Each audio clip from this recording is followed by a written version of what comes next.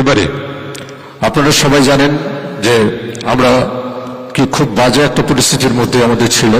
বন্যায় আমাদের দক্ষিণ জেলায় ব্যাপক ক্ষতি হয়েছে।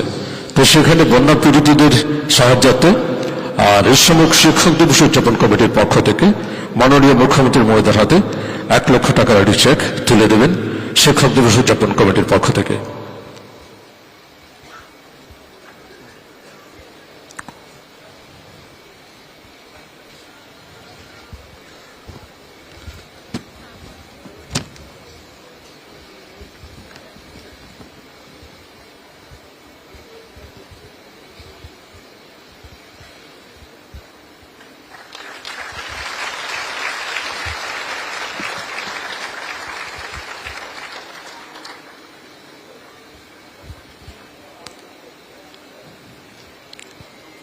এবার বক্তব্য পেশ করবেন আমাদের আজকের অনুষ্ঠানের